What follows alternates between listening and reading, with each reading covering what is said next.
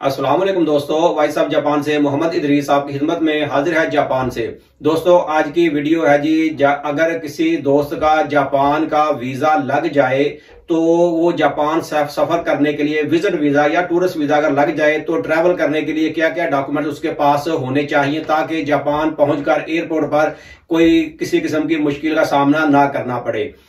Japan visa और information के लिए मेरा YouTube channel voice of Japan visit करें और सब्सक्राइब करें, शुक्रिया।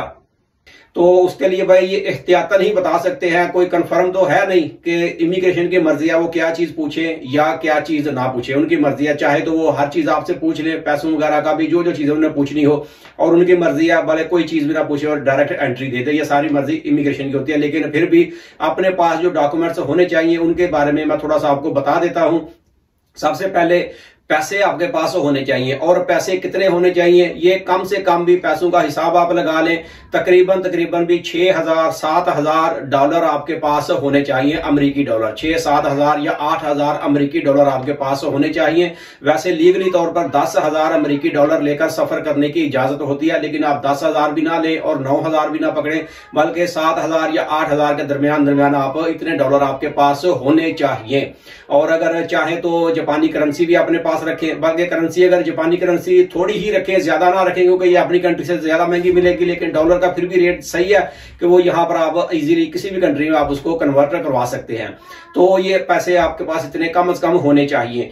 और दूसरे नंबर पे आपके पास जो ट्रैवल शेड्यूल है आपका वो भी आपके पास होना चाहिए कि अगर एयरपोर्ट पर आपको पूछें जी आपने जापान में घूमना फिरना कहां पर है तो क्या आप बताएंगे, तो वो आपको पास जितने दिन आपने जापान में रुकना है वो आपके पास शेड्यूल होना चाहिए जी। एयरपोर्ट के बाद मैं कहां पर जाऊंगा, वहां पर रेस्ट करूंगा, दूसरे दिन मैं कहां पर जाऊंगा, जैसे वीजा अप्लाई करने के लिए पूरा शेड्यूल बनाना होता है, इसी तरीके से आपके पास ये भी होना चाहिए एहतियातन। अगर ये पूछ लें तो आप उनको ये सारी चीजें बताएं, क्योंकि जुबानी तो आपको याद जाहिर हर बंदे को याद नहीं रहेगा जी कब कौन सी चीजें मैंने देखनी है।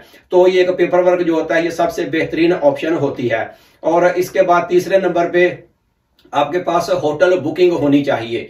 अब चाहे वो पेड हो या ना पेड हो, बल्कि नॉर्मल बुकिंग आप ले लें, पेड करने की जरूरत नहीं है। जब आप यहां पर पहुंच जाएं तो फिर उस होटल में जब रुकेंगे तो ही आप पेमेंट कर लें, तो ये सबसे आसान तरीका है।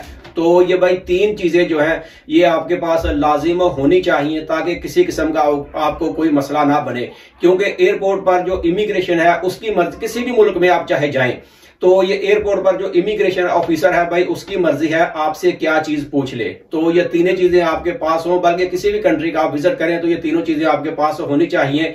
तो और अगर एयरपोर्ट पर इमिग्रेशन ऑफिसर आपसे पूछे तो ये तीनों चीजें आप दिखा सकें, क्योंकि पैसों का भी अक्सर लोगों से पूछा जाता है। तो किसी के पास अगर पैसे कम हो तो भाई उसको भी एंट्री बिल्कुल भी नहीं मिलती, क्योंकि यहां पर अगर जापान की बात करें तो जापान के हिसाब से ही करेंसी आपकी देखी जाती है। अगर कोई बंदा 2,000 डॉलर ही लेकर आ जाए तो भाई 2,000 डॉलर जो है वो जापान का तो 2 लाख यन या इसके आसपास बनेगा या 3 लाख बन जाएगा। तो भाई 3 लाख यन में आप एक टूरिस्ट बंदा जो है वो होटल में भी रुकेगा, खाए पिएगा भी, घूमे फिरेगा भी, तो भाई ये कुछ भी नहीं है। यानी कि इतने पैसे बहुत ही कम है, इतने पैसे अगर चेक कर लेंगे तो एंट्री किसी सूरत भी नहीं देंगे, ठीक है। इसलिए आपके पास कम से कम भाई 7,000 8,000 इसके दरमियान आपके पास ये पैसे होने चाहिए, और ट्रैवल शेड्यूल होना चाहिए और होटल बुकिंग, और ये चीजें आपके पास लाजिम होनी चाहिए। इसके अलावा और तो कोई खास चीजें होती नहीं है, बस यही चीजें आपके पास लाजिम होनी चाहिए ताकि आपको किसी किस्म की कोई मुश्किल पेश ना आए। फिर भी अगर आप कोई दोस्त कोई मजीद चीज पूछना चाहे तो मेरा Facebook page voice of Japan पर मेरा व्हाट्सएप का नंबर ऐड है, तो मुझे मैसेज करके पूछ सकते हैं। जो मुझे मालूम होगा मैं इंशाल्लाह आपको बता दूंगा। तो ये वीडियो बस यहीं तक थी। वीडियो अच्छी लगे तो उसे लाइक कर दें। मिलते हैं किसी अगली वीडियो में, तब तक अपना बहुत ख्याल रखें। पाकिस्तान जिंदाबाद।